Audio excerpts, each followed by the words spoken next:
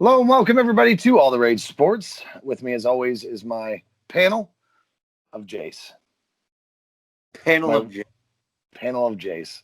And I am your host, Jesse.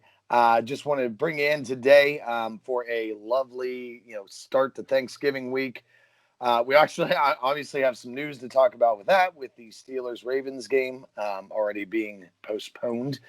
So there will be no Thursday night Thanksgiving game. Nobody's going to be eating the turkey, which kind of makes me sad. I won't be able to see that. I was really bummed. I was so looking forward to watching that game. That was kind of a yardstick in your guys' division. Yeah. And once again, added to the list of things COVID is fucking ruined in 2020. So yeah, we're going to break that down a little bit. There is some news that have popped out and about a strength training coach for the Ravens and such.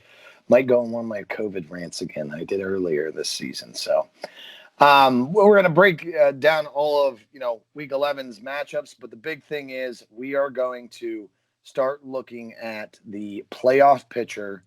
We're going to do our power rankings, at least the top 15, and where it compares to the AP Pro Football rankings.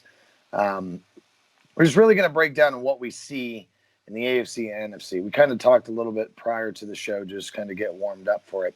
But there's a lot. There's a lot to go in, especially with today, the new rules that are coming with the 7 seeds instead of 6. So there's a lot more dynamic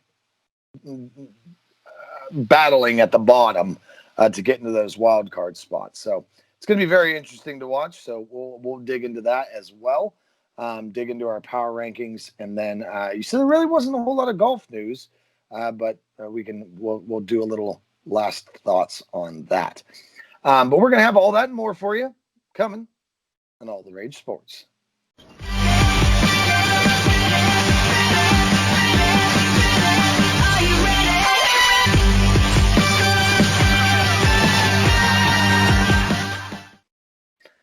Okay, so let's just dig right into Week 11 here. Cardinals and Seahawks.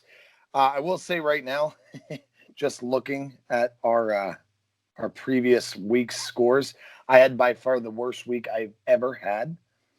I went 5-9. Needed it, thank God. Yes, it did allow Jace to catch up a little bit. You went 7-7, and then actually the favorites went 9-5. So there were upsets. They just weren't the upsets that we thought it was going to be. I'm currently standing at 108 on the season. Jace is 4 games back at 104 wins, and then the favorites are at 102. So I still hold the lead, but not by much. We still have, 6 weeks? 5 weeks? 6 weeks? 5. No, 6 including this one. That's what it is. It would be 5 including this one because 12 plus 5 is so. 12, 13, 14, 15, 16, 17 is 6. 12 is 1, 13, 14, 15, 16, 17. We are on Week 11 just happened, so you take 12, 13, 14, 15, 16. There you go, right there. Yeah. 17. Yeah. 6. So you're bad at math, is what you're saying. No, you're wrong. I said it was 6 weeks. No, you are. Okay, so you said 5. I said 6. Okay, so for the folks that are listening at home, Jesse is wrong, and we're going to move on from this point. Okay, Jace. Good way to defer your wrongness back onto me. Okay. I can consult the tape. I have it all in recording. I would like a recount.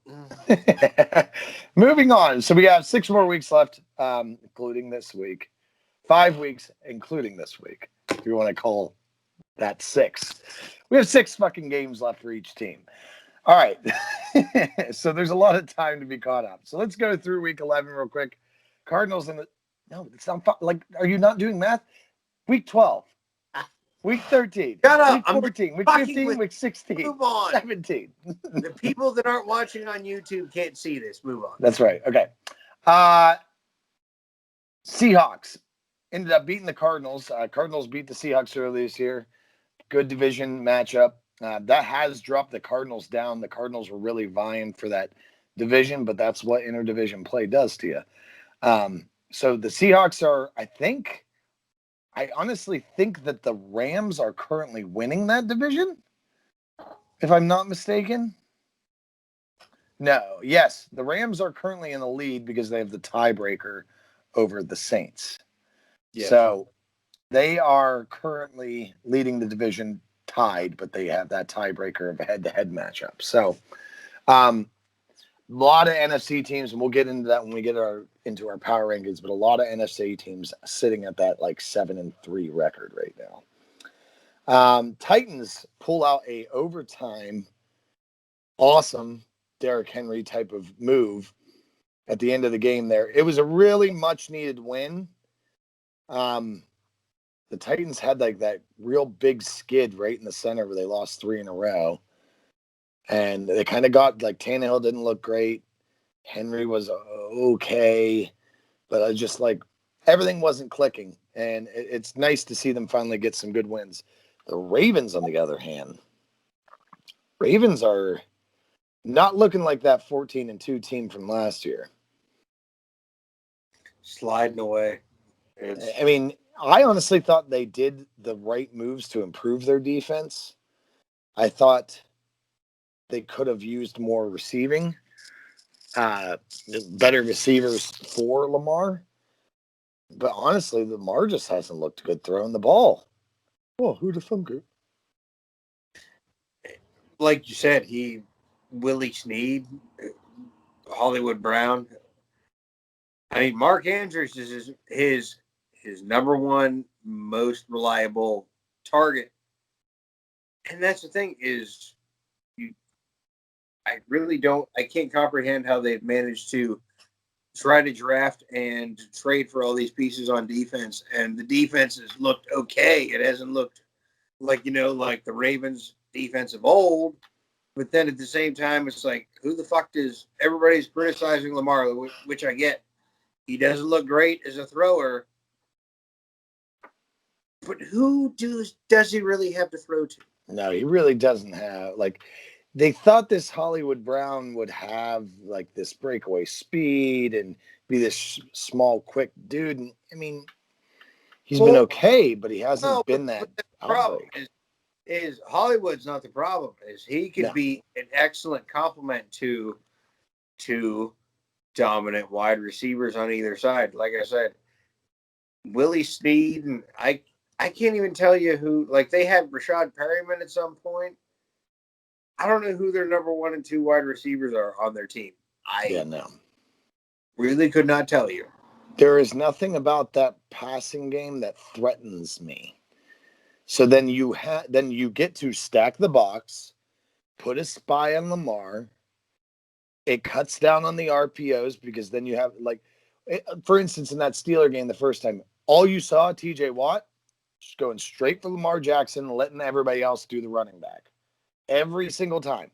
The only times Lamar had a success was when he went to Bud Dupree's side, and Bud Dupree didn't have that decisiveness of going right for Lamar.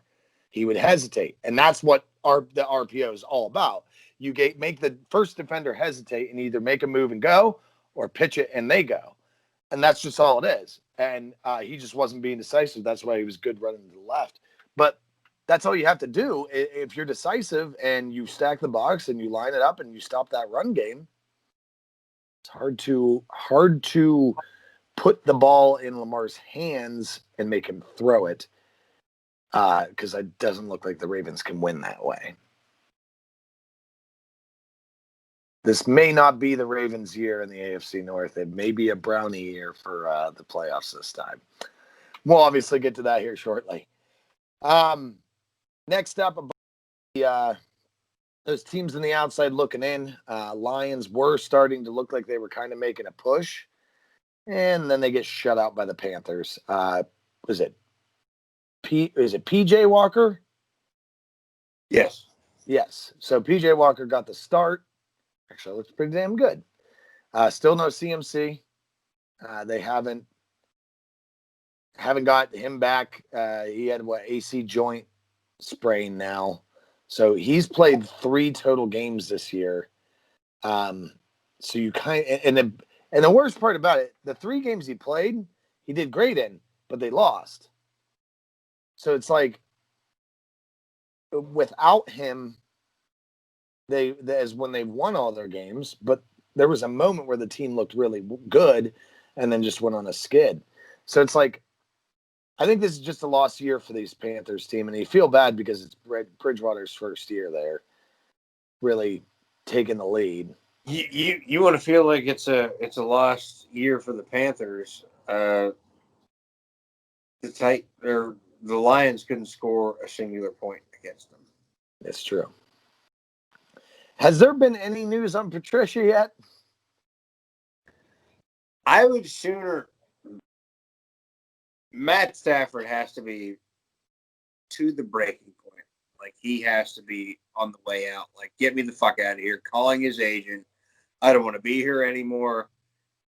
This guy has, like, Jim Caldwell, all the bad coaches he has had, he's actually played half decent. And, him and Megatron, everything they have done together, this guy fights so fucking hard to break the curse of Detroit that has been laid since, I guess, Barry Sanders left. I really don't fucking know.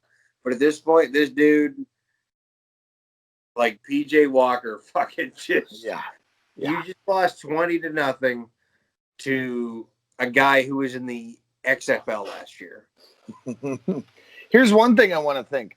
Okay, so Stafford, he's done this year. Say he's done with them this year. Where would you think he would go? I have 2 landing spots I'm thinking of that could be very good for him. One of which, obviously, the Patriots. Every time there's a quarterback in the market, you think the Patriots. The other one being the Bears. Stay in your division. Son of a bitch. You son of a bitch. You took it from me. I was like, there is one place Matt Stafford where he will go, and it will be the Chicago Bears. Yeah. The Bears would be a perfect spot for him. They got a great defense. They got Allen Robinson. I was going to say, Allen Robinson, Matt Stafford. And the great fucking combo. Really, really would. And you got a guy who's already played in Chicago. He's already had to play through the tough elements and stuff like that. He barely have to move. But yeah, no, that's literally like the perfect spot for him to go, because that's really what their biggest missing piece is. Foles is a stopgap. Trubisky's not the answer. It's already kind of been decided. It's a perfect fit. So we'll see what happens in the offseason for that, but I could totally see Stafford going to the Bears. Browns really making a push to be kind of respected right now. They're actually getting close to that point of having a winning record. So they're 7-3 right now. They take down the Eagles. This is a funny stat that popped up here. First home win versus Philly since week 7 of 1988. 32 years ago. Good God. Yes. It says 11,725 days. That's how bad this Browns team has been. And this is like the first season they almost have like a hope to be in the playoffs since like. Well, I mean, you want to talk about teams that you want to talk about teams in PA that own the Browns. Obviously, it hasn't just been the Steelers. Yeah. Now I also, and then I think I've mentioned this several times, but it's hilarious to me that Baker has finally broken Big Ben's record as the most winningest quarterback in Brown Stadium. Good for him. Somebody you go for him, buddy. All right, moving on. Texans take down the Patriots. I think the Patriots are all about out, like, at this point. Belichick's got to be thinking, I'm done. Like, this is going to be the first losing season the Patriots have ever had in, like, I don't know, since Bledsoe was the quarterback. Even when they had Matt Castle as the quarterback, they went 11-5, I believe. Yeah, I don't think they've had a. And what is this? What does it say about Belichick, or what? Or who does it say more about, Belichick or Cam Newton? Because in my opinion, it says more about Cam Newton. Cam Newton. Because I think it just says Cam Newton's done, washed up, gone. Yeah, ex Super Bowl MVP. I think it's X for a reason, or not Super Bowl MVP, league MVP. Excuse me. Yeah, I think it's X for a reason, and I think that it makes perfect sense why the Panthers finally moved on from him. So, yeah, I think it says more about him. He just doesn't have it anymore. It's nice to see Watson get a good win out there. I feel bad for this Texans team because they just really had a rough. Their schedule this year just set them up. Either you're going to come out and be the top talent, or you're going to be destroyed, is what it was. They just had so many juggernauts to face right off the bat, and it sucks for them. I think they're a lot better team than their record shows, but they just played the best teams in the league pretty much on a week-to-week basis for the first 5 weeks. I just felt bad for the guys. I do think J.J. Watt's out of there after this season, though. I would agree with you. Yeah, I think he doesn't like being in a team that's in a rut like this. He's getting tired of it. A lot of big names could be moving next year, and I think it's going to be weird too because you're going to see the cap drop so bad that it's going to be a dangerous offseason. A lot of things are going to change. Don't cry about it, Jason. It's okay. No, it just pisses me off. You want to tell me there's a Watt brother that's going to be a free agent or is going to request a trade? Oh my God. Where is he? Yeah, where would he want to go?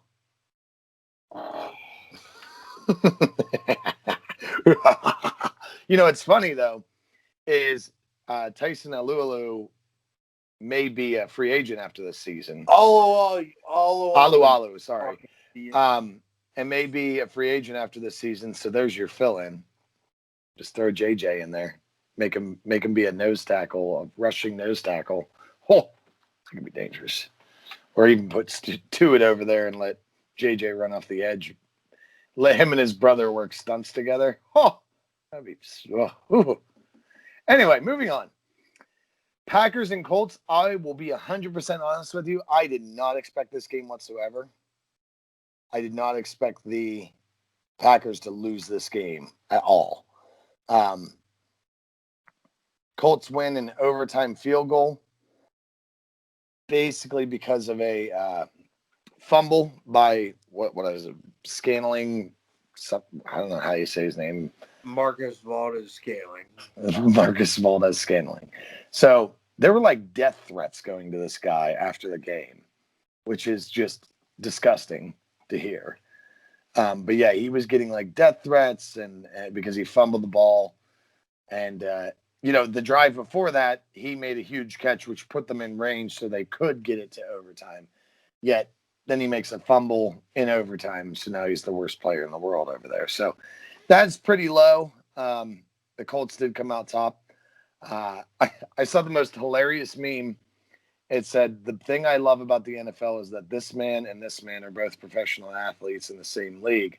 And it showed Blankenship standing and then DJ Metcalf. I saw that. That was the most fantastic thing in the world. Could be two more opposite ends of the spectrum. It honestly looks like Blankenship needs to take a hit from his inhaler before he goes out and kicks a field goal every time. So yeah, it's pretty intense. But the guy's doing great this year. He's one of the top kickers this year, so can't really go wrong. The Colts have the number one defense, which is something I never thought I'd speak out loud. There's a lot of things that the Steelers lead in, but it's not all of it. And the Colts are number one currently, which just boggles my mind. But yeah, as Colts continue, they take over that division from the Titans right now, but they do have a same record as them. They play the Titans this week, so it's going to be a huge, important game this week. So, especially for the playoff seeding, we're going to be digging into. Steelers in the Jaguars. Steelers thump them 27-7. The Jags go down the field in the first drive, kick a field goal, and then it was all the Steelers from there. 4 interceptions. Been through 2 touchdowns. Benny Snell got a touchdown. Claypool, I think, got 2 or 3 defensive pass interference calls on him. The dude, I mean, everybody's got it now where you have to hold on to this guy and save the touchdown. It's pretty much what it's looking like at this point. He has now scored 10 touchdowns in 10 games. He's the first. I think he's tied for the first offensive, or I think there's one other offensive rookie or something like that from way back in the day. But yeah, he's something special right now.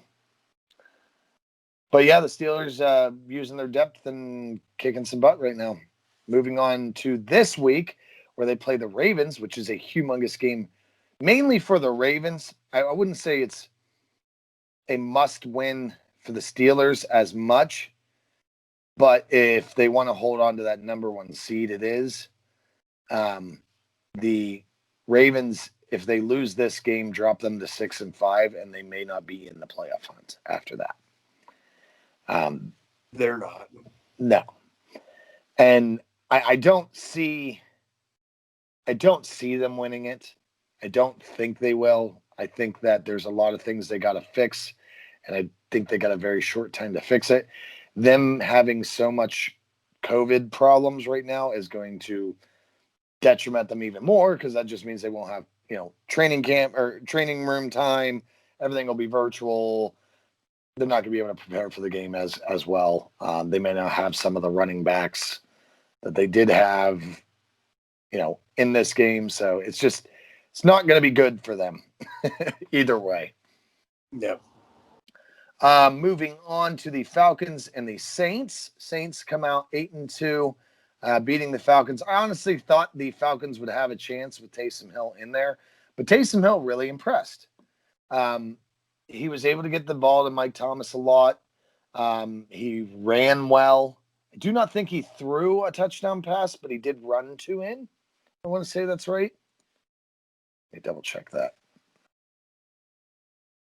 Stats, Saints. Yeah, he did not throw a touchdown, but he did go 18 for 23 for 233. He ran in 2 touchdowns. Alvin Kamara ran in the other. He actually was the Saints' leading rusher with 49 yards. And Michael Thomas did have 9 catches for 104 yards. So you knew where Taysom Hill was going. He had a lot of confidence in his arm. He threw to Mike Thomas, just like Breeze does. He was very efficient. So my question in this case is it so much the quarterback, or is it Sean Payton just scheming and planning perfectly? So you put the ball here, it's going to be complete. You're going to look efficient. We're going to move the ball. Like, I kind of feel like it's almost Peyton or Sean Payton at this point. Sean Payton's undefeated without Drew Brees since last year, with Teddy Bridgewater and now Taysom Hill. Fucking Taysom Hill. Everybody and their brother thought he was going to fall on his face, and tell you what, he might go 2-0 as a starter. Yep. Yeah, I like it a lot. I think you're getting a glimpse of what the future holds for the Saints. Taysom Hill is like a bigger, better throwing Lamar Jackson. All you had to say was bigger. Yeah. Yeah. I mean, he can do a lot of things. When the man returns punts, plays tight end, running back, and can throw, like it's fucking amazing. He's been a safety in there too, I believe. he's pretty much the best Swiss Army knife there is. Really? So, hold on a second. I got flip-flopped around by clicking on stats. Okay, so next game up, we went to the Bengals and the Washington football team. This was a loss for the Bengals in multiple ways. It looks like Burrows is going to be out and probably not be ready for next season's startup. He had MCL tear, ACL tear, and other structural damage in his knee. They're saying this may be you're out the rest of this season, you may be out all of next year type of thing. Which I don't want to say it's a horrible thing, and the guy's going to go through a lot of physical therapy to get back into shape. It's kind of similar to what Teddy Bridgewater had to go through. Not completely where his every tendon was removed like Bridgewater was, but pretty close. He had a lot of damage in there. So what that, and this is from the perspective of looking at the football team, what that tells me is they're going to have a high draft pick this year, and they're probably going to have a high draft pick next year, which means they're going to be able to rebuild this offensive line, that offense, and the defense. They're going to be able to rebuild a lot of those things without putting him in danger further. And then when he comes back, he'll be strong, ready to go, and have a good surrounding cast. So I don't want to say it's a good thing for the Bengals organization, but if you want to take a silver lining out of it, that could be it.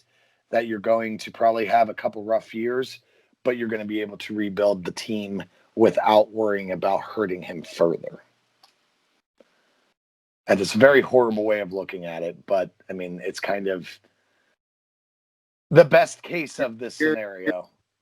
Playing a projection like way into the future. So. Oh yeah, absolutely, and that's barring they do bad. That's barring he doesn't progress through his injury quickly and get ready for next year.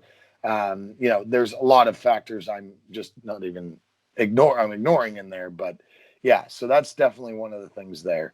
But yeah, this Bengals team, I do feel bad for them because they looked good this year.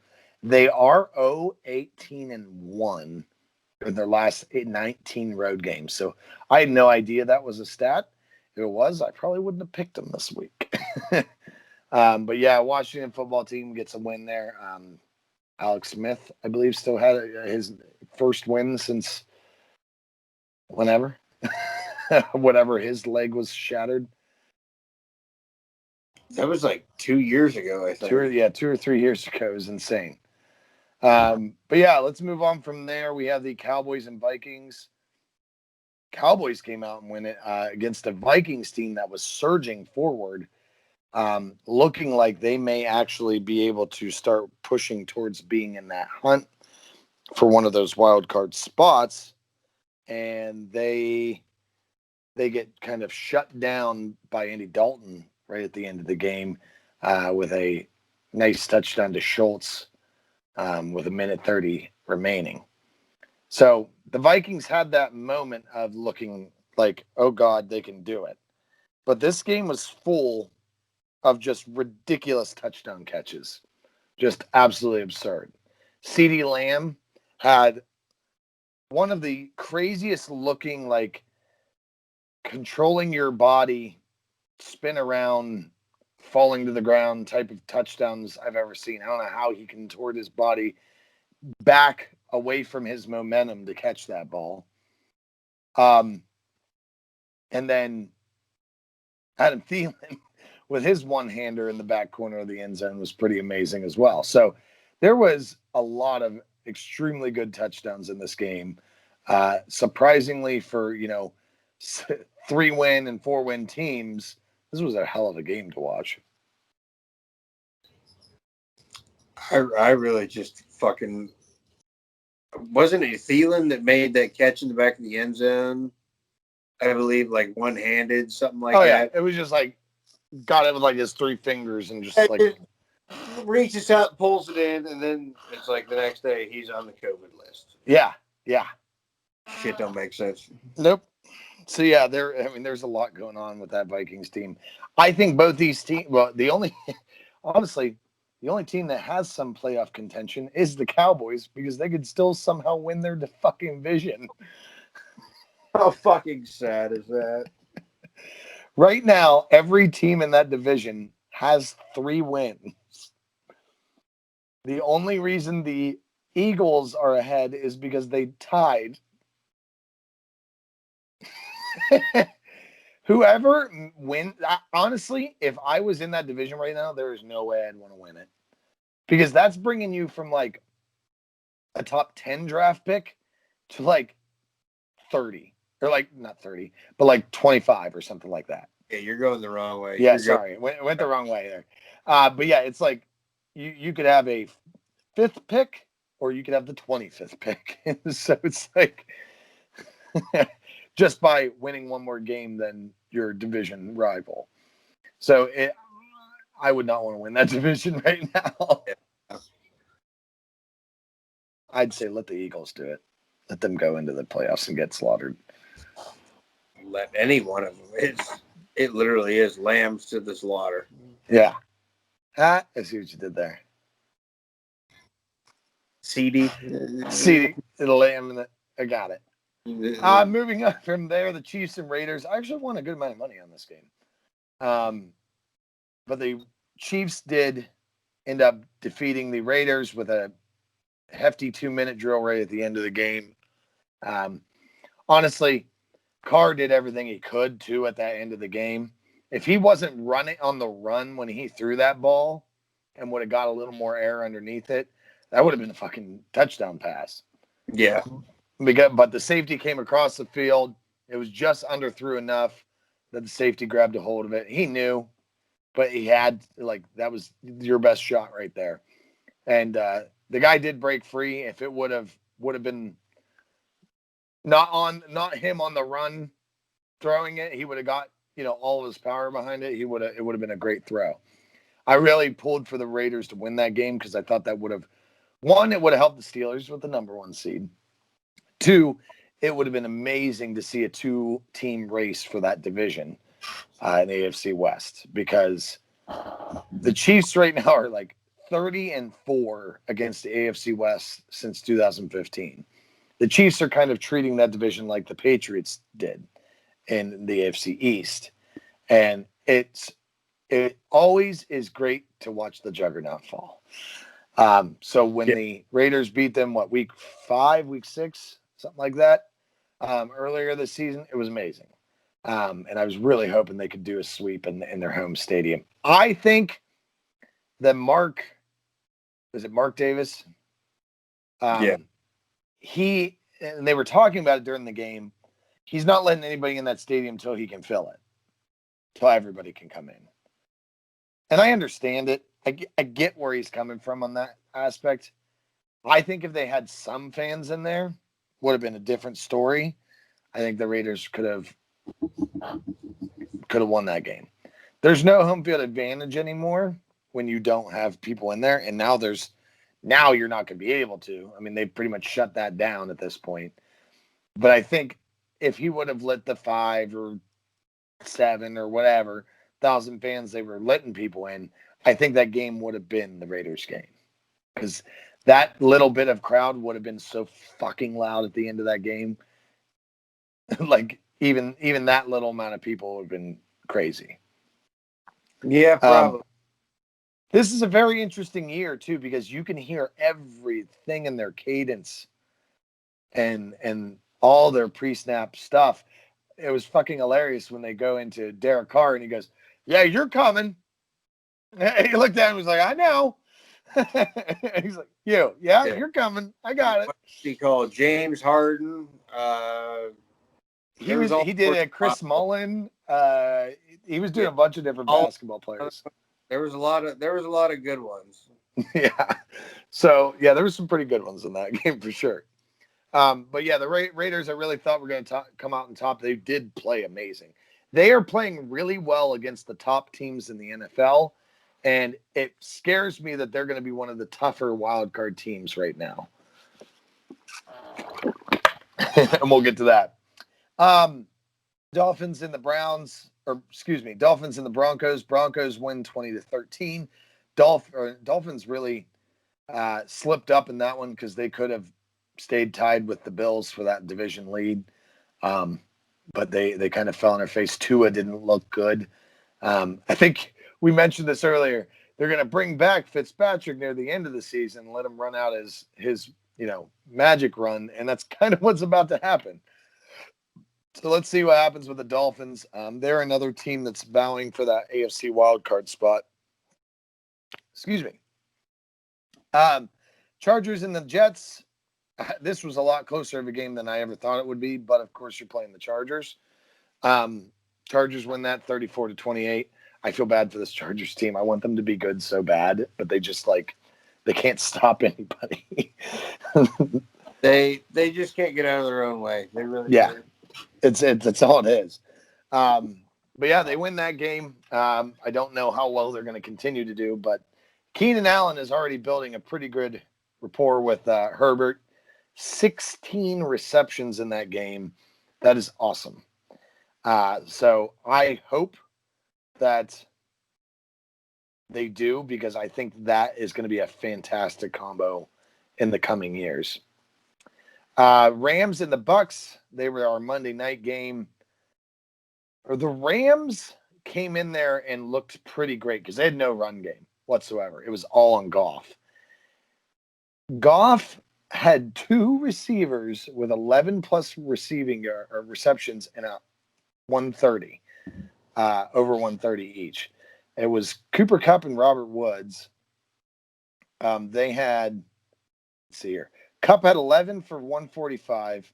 Woods had 12 for 130 and a touchdown. It was like he didn't have anybody else in the field. He threw to them every frigging time. Like, it was insane. He was responsible for 275 of Goff's 376. So there was 100 yards that were passed to somebody else. I thought it was surprising because, like I said, they did not have a run game. They kind of abandoned it pretty early. Malcolm Brown actually outran Henderson on 3 carries compared to his 8 for 5, which was just horrible. It showed another dynamic of the Rams that I wasn't really expecting. Me and you both mentioned this at the beginning of the show. We're both not huge on Goff yet. Like, I don't have confidence in him. Yeah. This game showed he can do it, but it also showed he favored his 2 receivers, and that was it. Like, there really wasn't a lot of dispersing the ball. So, once again, this up and down Tampa Bay team, they're hot and they're cold. One week they'll look amazing, the next week they won't. Hopefully they stay not amazing. I'm perfectly okay with them not being good. But yeah, that was the I actually called that one, so I was pretty proud of myself, and you actually did too. So we both picked the Rams in that one. I also won some money in that game too. I had a very productive week, let me tell you, on my betting standpoint. Oh boy. I ended up with, I started the day with, I think, $30, ended the day with 187. So can't really be upset.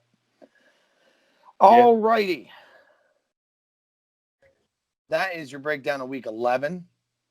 Now we are going to jump into, so what we'll do, let's jump into our power rankings. We'll go through those, and then we'll kind of take a peek at the playoff situations coming up. So I'll go through let's go through 5 each, and then we'll discuss that, our top 5, our top 10, our top 15, and then we'll kind of discuss it from there. So my top 5 proceeds as the Chiefs over the Steelers.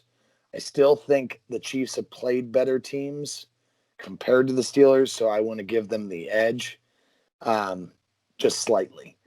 But yeah, I feel like the Chiefs are over top of the Steelers. Steelers at number 2. Saints are your best NFC team. I think they're going to be the top there. Seahawks, even though they do not lead their division right now, I'm putting them at 4. And then the Packers, even though they lost to the Colts last week, I feel they're still one of those teams that you can't take lightly. I think they're in the 5th spot. What do you got for your top 5 there, Jace? Do you have your list in front of you? Well, like I said, the problem is I gave you my top 5. Okay, so I'll read them off for you. You had the Chiefs, the Steelers, the Saints, the Packers, and then the Seahawks is your 5th. Yes. So we had the same 5 teams, just kind of, we had the Packers and Seahawks switched in that.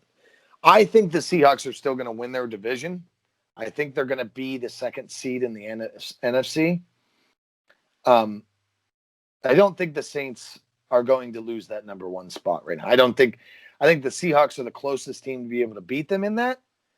But I don't think they're going to lose that. Although everybody right now is only technically a game back. There's like 4 7-3 teams in the NFC. So if the Saints do slip up, they're losing that one spot.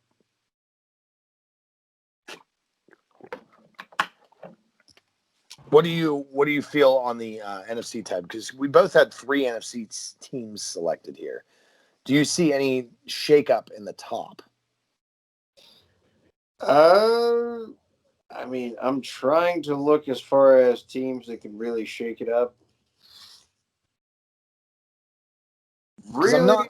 I really don't see the Packers and the Seahawks really are the 2 teams, but I just don't see either of them. I mean, you have the Saints and the Buccaneers, and then you have Rams, Seahawks, Cardinals, and then the Packers. Other than that, I don't like the Panthers, maybe, and the Bears, but I don't have any faith in them. I don't have the. Yeah, I definitely don't feel the Bears there. But I mean, like in the top, do you feel like anybody can take that number 1 spot from the Saints?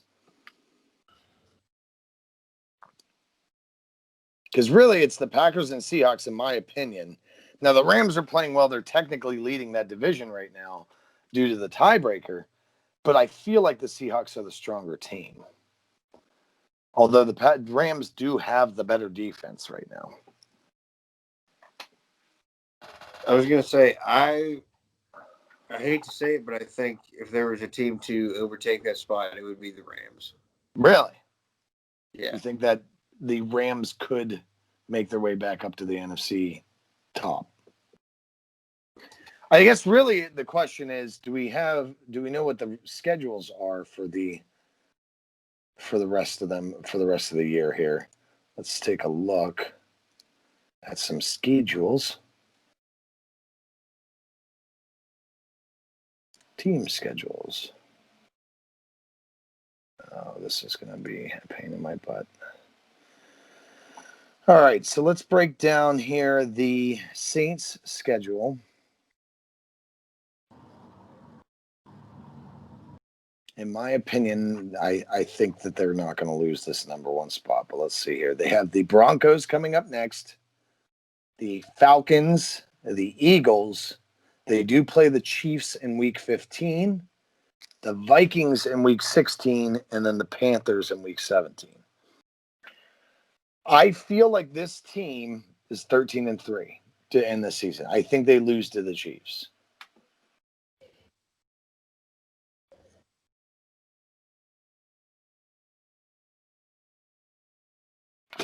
You keep just shaking your head. You have nothing to add. Well, the problem is I keep finding myself in agreement with you, and it is really bothering me. Like, I have really been in line with you all night tonight. Well, we are just in tune with one another at this point. And that's what's terrifying. That's what. Yeah, so I think that's their final record. So let's look at the Rams here. Could they win out to have the same record? Niners, Cardinals, Patriots, Jets, Seahawks, and Cardinals again. So they still have 3 divisional games. Or 4, actually, because the Niners as well. So 4 divisional games in their last 6 weeks. Now, the two that they don't have in divisional are the Patriots and the Jets, both of which I think they win. Honestly, they usually have the Seahawks numbers, but that game in Week 16 is probably going to decide that division. Yeah, that's going to be starters the whole way around, I feel like. Yeah. I mean, because if the Seahawks win that, they're taking that division from the Rams because they're both tied right now. I think the Cardinals will be the outlier. I think they're good. I just think the other two teams are slightly better. And I feel like the Rams could, in fact, sweep the Cardinals. But I also wouldn't be surprised if they lost one of those games too. I'm leaning towards Rams being 12-4 at the end of the season and being that second seed. I wouldn't disagree, but they're one of those teams I think they're kind of a pretender. I don't see them going very far in the playoffs. Okay. I don't think I disagree with you on that one either, because I never really thought this team was going to be the dominant one as they have been. And so it kind of surprises me myself that they're where they're at. And this is what the Seahawks schedule looks like: Eagles, Giants, Jets, Washington, Rams, and Niners. So the Seahawks right now look like the team. 13-3, I could totally see with them. And I could see them tying the Saints record and it going down to like division play or whatever the heck it would be. Which I think in return would still, if I'm not mistaken, because I know that the Seahawks have lost to the Rams and the Cardinals this season, so I believe it would be 4-2, and I think the Saints are undefeated in their division right now. Right. So if it would play out that way, and the Saints would end 13-3, and the Seahawks would end 13-3, Saints would still have the number one seed. So from what I'm seeing it here, I don't know that the Saints are going to lose that number one spot. But I still think the Seahawks do win their division, with the Rams then taking the fifth seed. I guess for the Saints, really just depends on the Taysom experiment. That's really it. Is it going to be fruitful, or is it going to putter out? We've seen it be fruitful so far, but he hasn't thrown a touchdown yet. He ran 2 in. But Sean Payton knows how to run that type of team, so I'm not too afraid of it. So yeah, that's our top 5. I think I pretty much agree with you. Now, AP has the Steelers 1, Chiefs number 2, Saints at 3. Then it has the Rams and the Bills. So it does not have the Packers and Seahawks up there. It actually has the Rams at 4, and then the Bills at the 5th spot. Right. So let's look at our 6 through 10.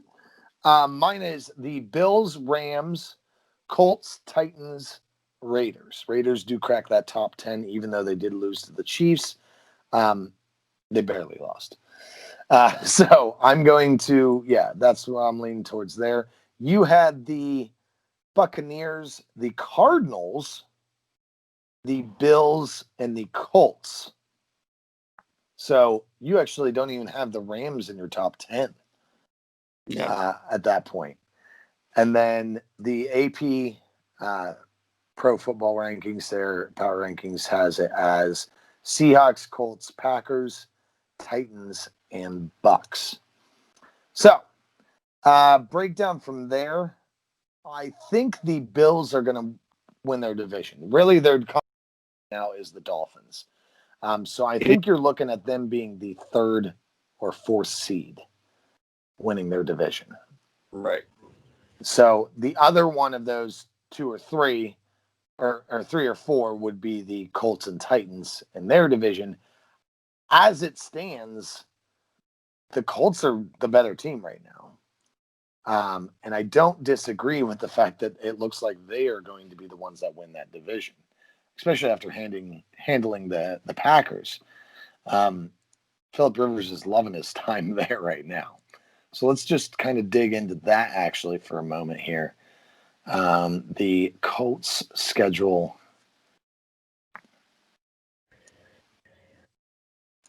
looks like the Colts schedule from here on out is the Tennessee Titans this week. So that game alone right there is really going to put the deciding factor on that division, and who's going to walk away with the third seed compared to the fifth, sixth seed. They do play then the Texans, the Raiders, the Texans again, the Steelers, and the Jaguars. Ooh, that's rough for Indy. So let's look. I think they can beat the Titans. Texans, I feel like they can beat as well. They do play them twice, so I honestly wouldn't be surprised if they sweep them. The Raiders, that's tough. I honestly think that's a better matchup, that the Raiders could come out there on top. I could see them losing at least two of these games and ending 11-5. Steelers, Raiders is what I'm going to call. So 11-5 from there. And then let's go take a look at the Titans schedule.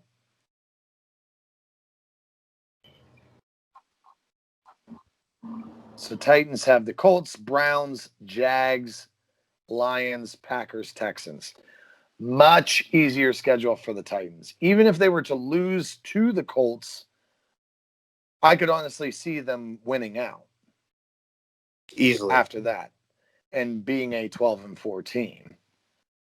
So my favorite right now for this division may be the Texans or the Titans. I didn't think I was going to say that, to be honest with you. But looking at the schedule, it looks like the Titans have the better path to be able to win that division. What are your takes on there? I mean, I really don't know. I'm having a hard time finding a winner between the Colts and the Titans because Titans were kind of looking strong at the beginning of the year, and they've sort of petered off, I guess. And now the Colts, they didn't look that great, and now all of a sudden they're looking, obviously, they look pretty fucking good. You can't deny that. So this is the best defense that Philip Rivers has ever played with. And the best offensive line he's ever played. True, that too, yeah. Yeah. So that was like their number one thing when Luck was there, is like, okay, we got to get him a line because he was sacked nonstop and he was hurt and all this shit. And then they get that line and then he retires. Yeah. So I hate to say it, but if I'm going to give an advantage here, I'm going to give it to, I hate to say it, I think the Colts. So the Colts have the more difficult schedule, but you're saying that you still think they have the advantage at winning the division. Yes, as much as I've talked about Mike Vrabel and love the Titans this year, the Colts just look good. I can't take it away from them. Frankly, I'm looking good. There you go. All right, there it is. The bottom five. Let's dig into that, and then I'm going to circle back around to the Raiders. Okay? Just do the bottom five real quick. Yeah, so we're going to do the I have the Bucks, the Cardinals, the Ravens, Dolphins, and the Browns. From what I have lined up here, I have the AFC teams: Chiefs, Steelers, Bills, Colts, Titans, Raiders, then the Ravens. I can honestly say, though, I feel like the Ravens lose this week, they're going to drop out of the 15. They're not going to be in the playoff runs anymore. We've mentioned that a few times here. I think that this is the Browns' year to make in that wild card team. So I feel like that's going to change for us. But as it stands currently, that's where I think they look. Your bottom five here goes the Titans, Rams, Ravens, Dolphins, Browns. We have the Ravens, Dolphins, Browns right at the end there together. You have the Titans and Rams quite low. The Rams surprised me you have them that low. I don't have that much faith in Goff. Yeah, I don't either. I don't think he's... Ever since the Super Bowl loss, I just don't feel like you can put the game on his back as much. Although last week he did it, I just don't think that you can do it consistently, I guess. Pro Football Focus then breaks that down, or AP, breaks the power rankings down to Raiders, Ravens, Cardinals, Browns, and Dolphins. Dolphins rounding out that 15 spot, missing out on the playoffs. They have the Ravens up above the Browns on that one as well. But currently the Browns have the better record. Cardinals, I feel bad for because they've looked so good at times, and there is a possibility they're going to be like the last seed in the playoff run over there. All right, so let's go back here real quick to the schedules coming up for the Raiders. Now, I don't feel like it's possible now to take the division from the Chiefs. No. It sucks, but I don't think it's possible at this moment. But let's take a look at Falcons, at the Jets, then you have the Colts, at the Chargers, Dolphins, then Broncos. So from this look, if we said, man, even if we said they lose against the Colts at this point, you're still looking at 11-5. I think they could take the Dolphins on. I think they can take that. That's going to be a huge game in Week 16 because that's going to be probably 4 seeding in the wild card race. Because you're going to see a Dolphins team that is, knocking on that door at 5th, or 6th or 7th seed, and then you're going to see a Raiders team doing the same. I think the Raiders team, just from looking at it here on the schedule, you're 6-4 right now? Yes. I honestly would not be surprised if you ended 11-5. I'm aiming right now for 12-4. That's a win out at this point. Yeah. That means you got to be able to take the Colts in Lucas Oil Stadium. If there's one thing the Raiders know how to do, it's beat Phillip Rivers. Hey, that's actually a very good point. They've had to play him many times. So, I mean, that's not a bad point at all. I feel like the Dolphins and the Colts are probably your biggest matchups in that. But the Dolphins, I feel like you should win that game. It would not surprise me if you ended at 12-4, but I'm leaning towards 11-5. Quarterback carousel at that point, so they'll absolutely raffle themselves out of it. So for the NFC North, I think it's just Green Bay. I think they win that division. I don't really think there's anybody that can compete with them currently. It's all going to be about seeding. For the NFC South, I think you're looking at the Saints with the Bucs as the wild card. I don't think there's any question there. I don't think the Bucs will be able to take the division away from them. The NFC West is going to put 3 teams into the playoffs. That's just how it is. There's too much talent in that division right now. It's probably got to be the hardest friggin' division to play in right now. Yep. Because I mean, every team in there, even the Niners still look good with like practice squad people out there. So, I think the Seahawks will find a way to win that division. The Rams have a little tougher route to it. So I think the Seahawks will win it.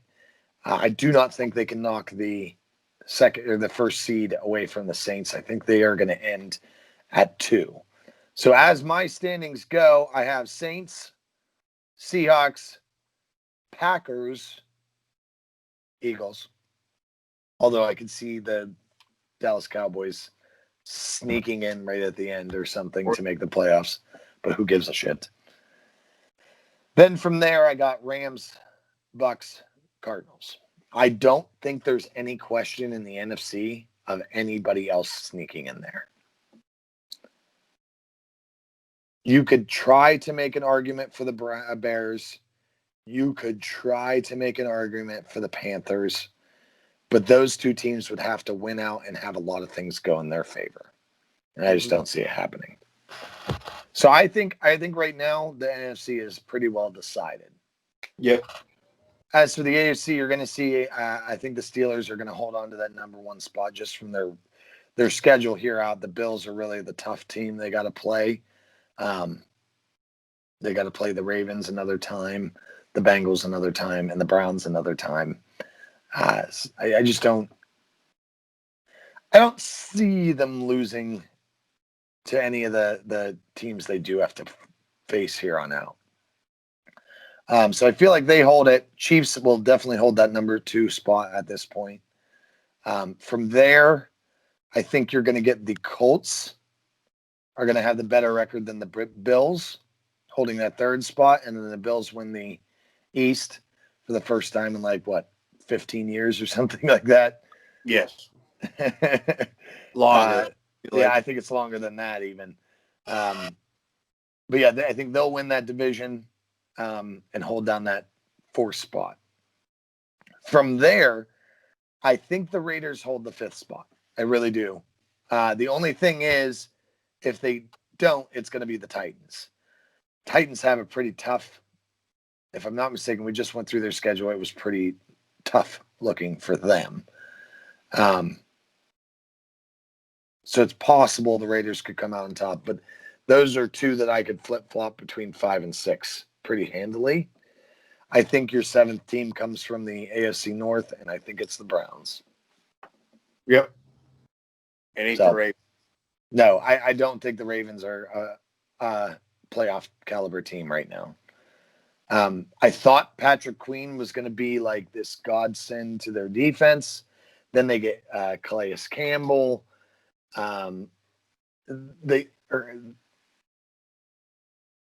Yes, they got Calais Campbell, did they not? I'm trying to think. Or did they trade him back away?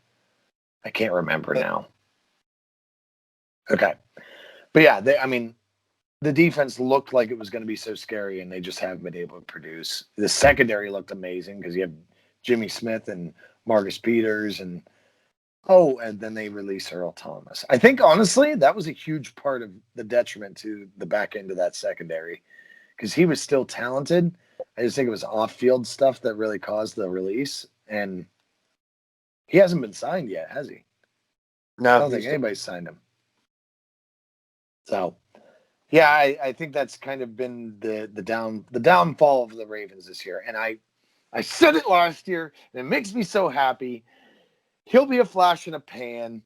He won't be this long-running quarterback for them. He can't pass the ball. He's a running quarterback. We see how those people last. They last a year or two, and then they fade away. I love it. Yeah. Makes you feel great. All right. We have already gone too long on this episode. So I am going to take a little bit of a hold of things here. So we've already gone through our AFC playoff picture. We've already gone through the entire playoff picture. I was literally closing it out next. So we've done everything. We've gone through our power rankings. We've gone through the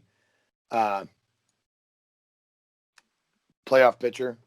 Yeah, we're down to week 12's picks. So gone through here, and here we go. Obviously, I got to get the typing of it in, so you got to give me a second here, Broski. Well, just fucking hurry the fuck up. I got to eat some turkey tomorrow. I'm trying to go to sleep. You got to understand. All right. Texas Lions starting off, obviously, tomorrow, the 12:30 game. We got 2 games of the Who Gives a Fuck Bowl on Thanksgiving. We got the Texans Lions. I'm giving it to the Texans. If the Lions couldn't even manage to they couldn't even put up a singular point on PJ Walker in the fucking I'm going with the Texans all the way. What do you think? I'm going to agree with you on that one. I think the Texans are the better talented team. They had a horrible start to the year just because of who they played. And I feel like they're going to close the year strong. Okay. So we both go with the Texans there. Cowboys and the Washington football team. I find myself death taxes and the Cowboys on, Thanksgiving Day. Not because the Cowboys are really good or anything, this and that. It's Andy Dalton versus who? Alex Smith. Okay, yeah, Alex Smith, but Yeah, Alex. there's not the defense is performing well this year for Washington, but I think that the Cowboys win this game and actually put themselves in position to try to take this division. Yeah, exactly. With 4 wins. Be like a 6-7 win, you get in division. It's going to be absolutely god awful. Yep. Okay, we move on. Chargers and Bills at 1:00 in Buffalo. I have a hard time picking against. Herbert's good, and I feel like they're going to make it a good game, but I'm going to take the Bills in this one. I will live and die by saying that the Chargers are the best worst team in the NFL. They will probably put up points, but Josh Allen will take them down. Probably correct. All right, and then an interdivisional matchup, you have the Titans and Colts Sunday afternoon at 1:00. I don't know why, but I feel like I'm taking the Titans in this one. I have such a hard time picking this. Like This it's difficult. I'm picking the Colts in this one. You said you're picking the Titans. Yeah. I feel like really strong defense Titans have struggled with. Colts are number 1 defense right now. I think that they're going to struggle. Colts it is. So we are divided on that one. All right. Yes, that's our first different. More room for me to make up. Okay. We like that. And then we go to the Panthers and Vikings. I don't know if Teddy will be playing or not. And every time I take him, every time I bet on him, every time I pick anywhere on his side, Kirk Cousins fucks me. But you know what? Vikings at home, Teddy Bridgewater, PJ Walker, whoever it is, I'm going to take the Vikings on this one. Yes, I did as well. I'm going to agree with you there. I think it's Vikings win that game. Okay, moving on. Browns and Jaguars in Jacksonville. Do we even need to discuss this one? Okay, so the Browns win. All right, Giants and Bengals. The big news from this one is the Bengals don't even want to start Ryan Finley. They brought up Brandon Allen from their practice squad to start next week against Daniel Jones. Hate to say it, but Giants win. Yeah, I think the Giants are going to put themselves in a position to win their division by winning this week. And another game, I feel like it's almost kind of a foregone conclusion. You can hate me for saying it, but Cardinals and Patriots. Yeah, I'm going with the Cardinals on this one. I think the Cardinals are just the better talented team. The Patriots then are going to get knocked out of playoff contention this week. Yep. I'm taking the Cardinals. Okay, and then you have, once again, Dolphins and Jets. You want to talk about it, or you just want to? Nope, Dolphins win that one. Okay, Raiders and Falcons. I am picking the Raiders in this one. Like I said, I don't disagree with you. I think the Raiders could have a shot to go 12-4, winning out the season. I think the biggest hurdle for them is going to be the Colts, but I think they win this game pretty well. And wow, how well said. I agree with you. What is intelligent man. So now the Ravens and Steelers has been moved to 1:15. Yep. On Sunday apparently. So considering this game still goes on with all the bullshit that's been associated with it, I feel like the Steelers go to 11-0. I have to agree with you on that one. It's a very it's going to be an interesting game to see who's going to be healthy enough to even play with the Ravens backfield right now, if they're going to let any of them play. Right.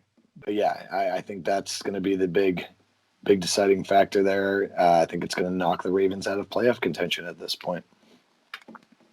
I think Lamar has to have a big throwing game. I think he has to do well, but the problem is he has games where he's capable of that, but the problem is you're trying to do it in the wind and the fucking nastiness. And I'm calling 2 picks by the Steelers right now.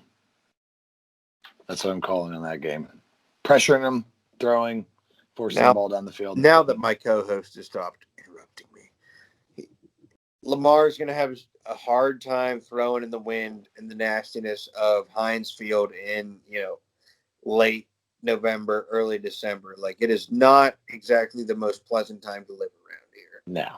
And Lamar is about to find that out the hard way. And I hate to say it, but you're probably not wrong. You may be looking at 2 or 3 picks by the time he, the ball slips coming out of his hands or this and that. It's either going to be a pick and a fumble or 2 picks. I think there's 2 turnovers this game in the Steelers' favor. I wouldn't necessarily disagree with you. All right. Saints Broncos, 4:00. With the Taysom Hill show. Taysom Hill versus Drew Lock. I like that game. I think it's going to be a very fun one to watch. I don't have as much faith in Drew Lock as the Broncos organization does. And I do have a lot more faith in Taysom Hill. I think he has a little rougher game than he did last week, but I think he's going to win this game still. I think he throws his first touchdown, though. I'm going to go 2 touchdowns for him. Oh, man, getting bold. I also am Saints here. 49ers and Rams.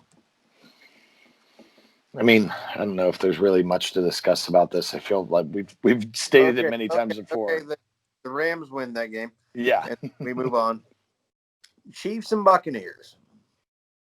Chiefs, I think it's going to be fun to watch Tom Brady get beat by Mahomes again. Yeah, I was going to say, I'm taking the Chiefs. Bears, Packers, Sunday night, 8:00. Once again, Packers. I mean, this Bears team looks horrible. And I hate to keep the trend, but Monday night, Seahawks, Eagles. I mean, how can you even think the Eagles would even come close to winning this game? Okay, that makes it easy. And that wraps that up. All right, so I'll get those picks placed up. The overall rankings right now, we only have one different. We literally have picked everything the same this week. We have the Titans and Colts game. That is the only one we have different. So let's see what happens. What I'm going to start doing week by week is just throwing either a $2 or $5 or something tiny parlay bet with all the teams I've picked. Now, if there's a close one, I might exclude it just to give myself better chances, like this Titans-Colts game. But I'm going to throw a big, humongous parlay. I threw one last week that would have won me $15,000, and I lost it horribly. But I'm going to start doing that week by week and just see what happens, and then actually play some smart bets. Go from there. Liar. Hey, I got yelled at by my wife of depositing at $50 into FanDuel.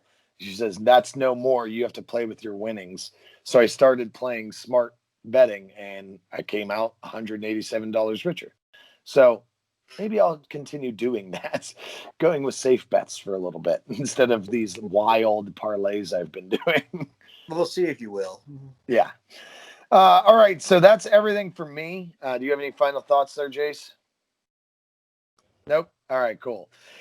So thank you all for joining us. We'll be back next week. We're going to try to keep this thing going as long as I can. I will warn everybody, I'm probably going to be having kids by next week. So we'll see what happens. I have a contingency plan. It will be, I have a co-host lined up. Oh, really? Who's this? Yes. So we have things in place. So if you have to take off, if you have an emergency for, a week, or if, knock on wood, maybe 2, you're having twins, with everything going on, getting settled in, we got everything taken care of. Awesome. Well, the only thing I'll have to do is get you some of that video editing software and the intro musics and stuff, but that's not a problem in the least. Yeah, you can. We'll film it. You can find the time to do that. Yeah, that I can do. It takes me like 5 minutes to edit these. Where you're not sleeping anyhow. So that's very, very true. So my wife is currently at 34 and a half weeks. I'm pretty much sure we're going to be expecting these babies next week. I don't think she's making it past next week. So we'll see what happens. But that is all for me. Always, you can follow us on Twitter, find us on Facebook. I'm trying to post more stuff as I see it. Any news that's coming out on our Twitter and Facebook page. I believe Jace also has a hold of our Twitter page. So when you see things, post them up. We'll get them rocking and rolling there. We're going to try to keep that getting more interactive.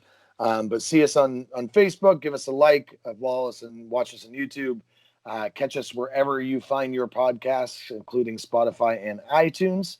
And then always visit our homepage at the alltheragesports@webley.com.